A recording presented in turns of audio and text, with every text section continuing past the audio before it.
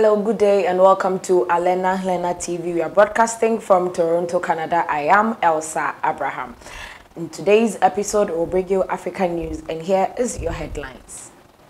Egyptian South African leaders discuss Ethiopia's Nile Dam issues.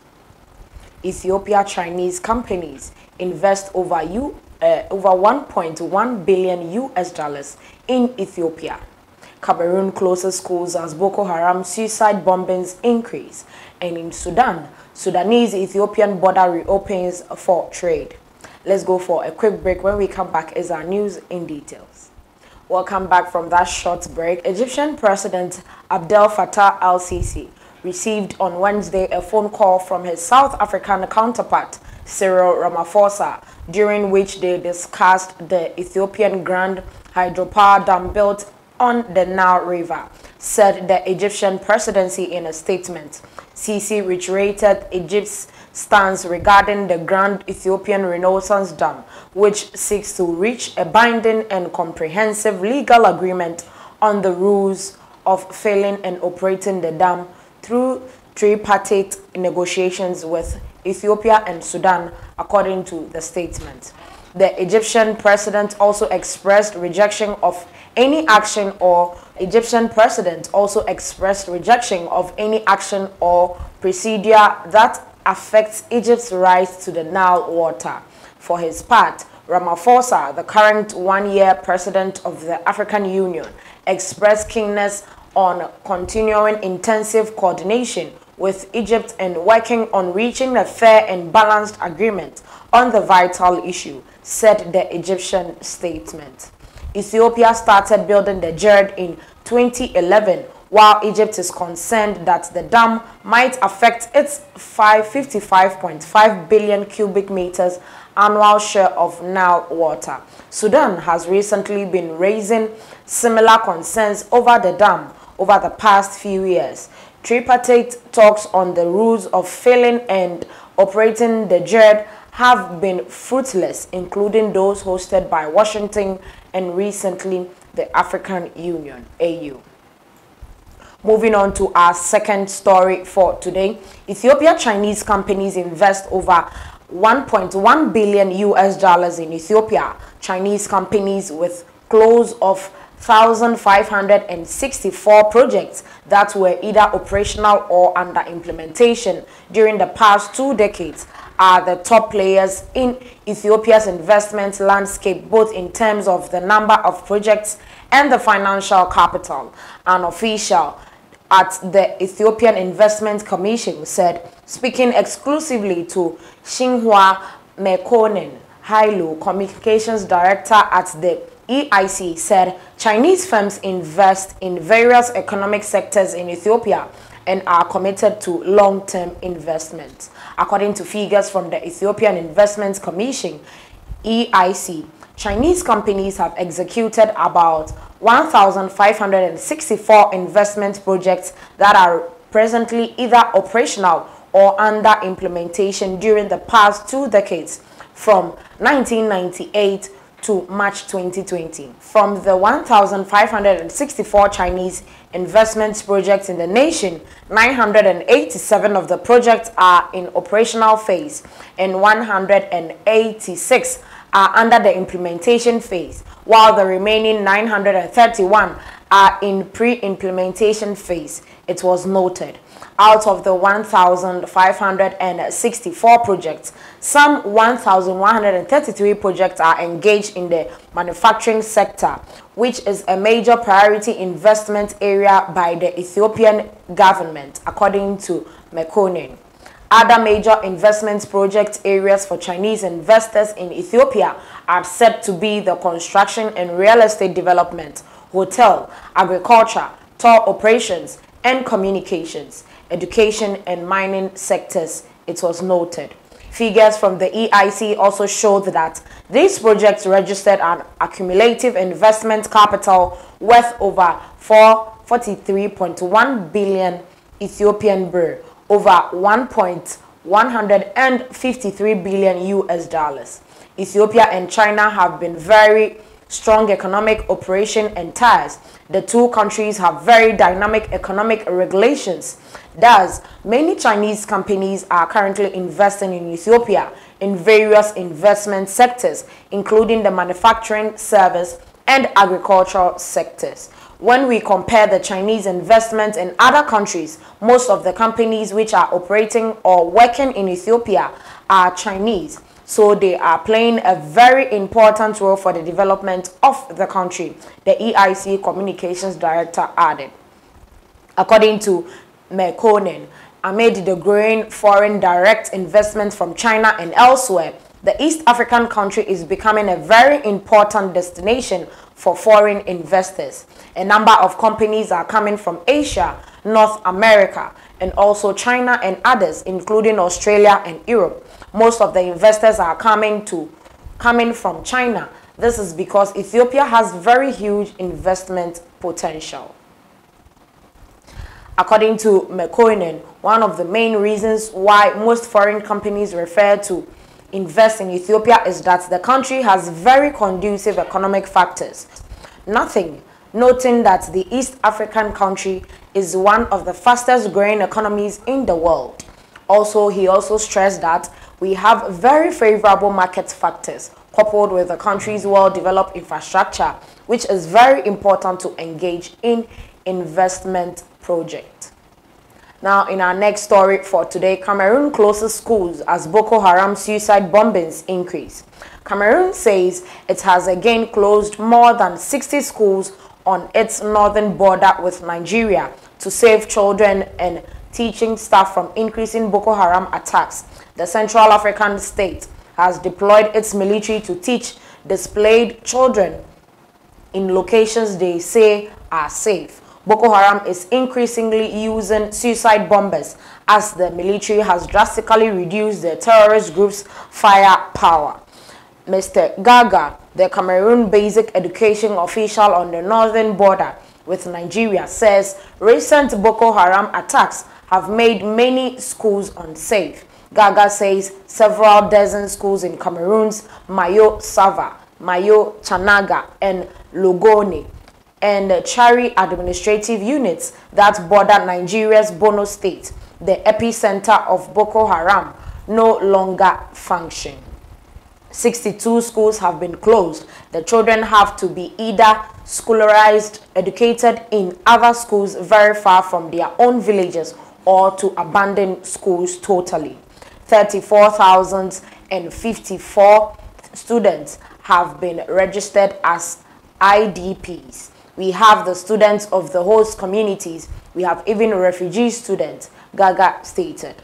He also further said teachers in all affected schools fled with the children they teach. Cameroon's military has been reporting at least 3 Boko Haram attacks every week since January. The military says most of the attackers are suicide bombers, mainly women and children. The military says the terrorist groups has touched 13 schools within the past 2 months, held at least 200 people for ransom, and abducted an unknown number of civilians.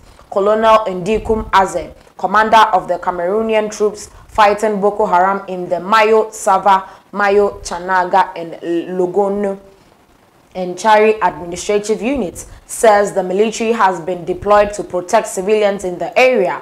Aze says some troops have also been deployed to teach displaced students in safer areas less susceptible to Boko Haram attacks.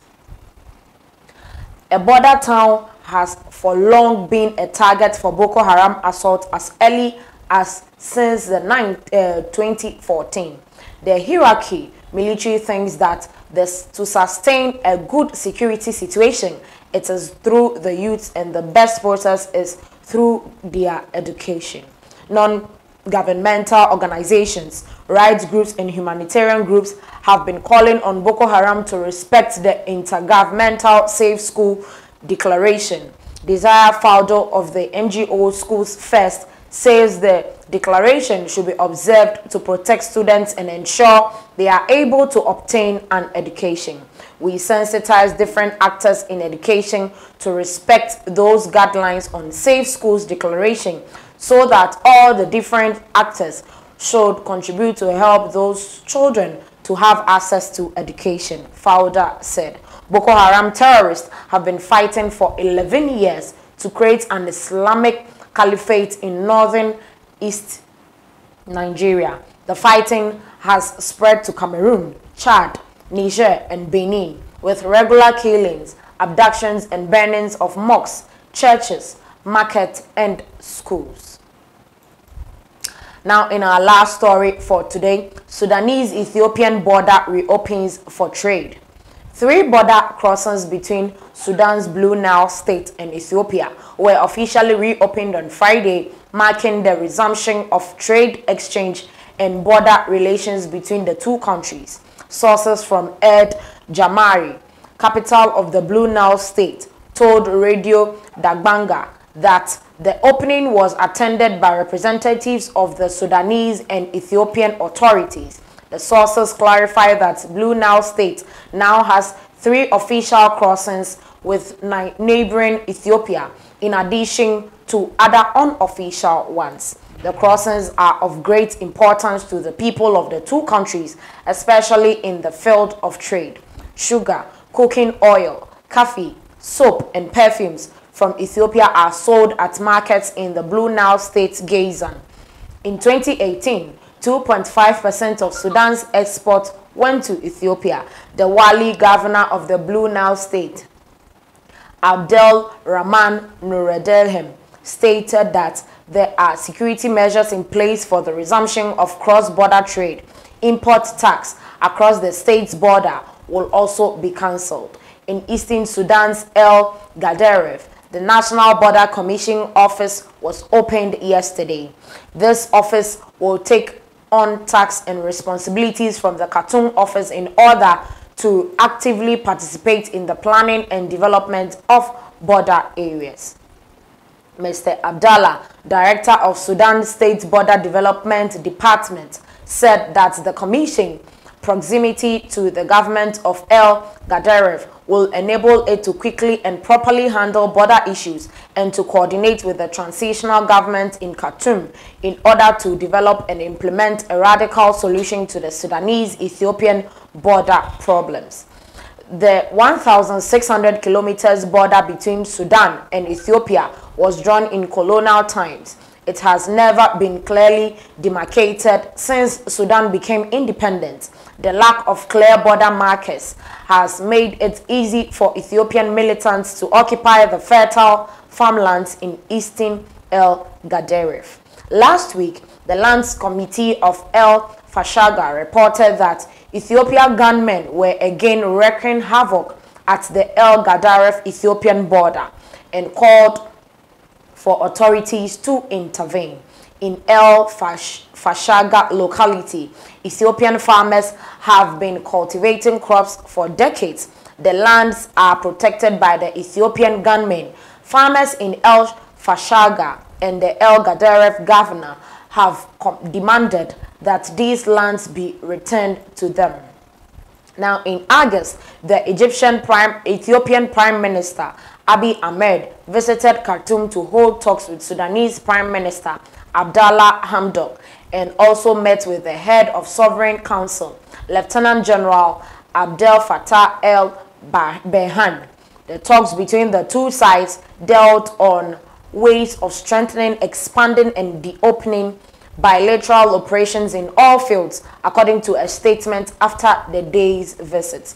Sudan and Ethiopia expressed a shared conviction that given the historical, cultural, social, and economic ties between the two brotherly peoples, embarking on regional integration is the way forward to fulfill their people's aspiration in peace, development, and Pan-African unity.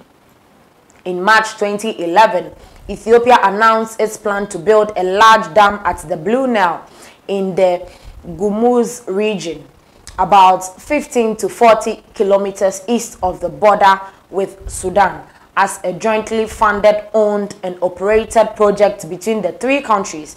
Egypt and Sudan vehemently opposed the proposal. They claimed the adverse effect on their now water rights and interests. Khartoum later softened its position, Cairo, however, has warned that Ethiopia will not be able to unilaterally fill the dam without its consequences. Egypt relies on the dam for more than 90% of its water. The Blue Nile contributes approximately 85% to the volume of the main Nile River. In March 2015, the country signed a declaration of principles in Khartoum as a basis of negotiations, but no breakthrough on the use of the Nile waters has been made since. In August, Addis Ababa began filling the reservoir after indicating on several occasions that even without an agreement, it will do so.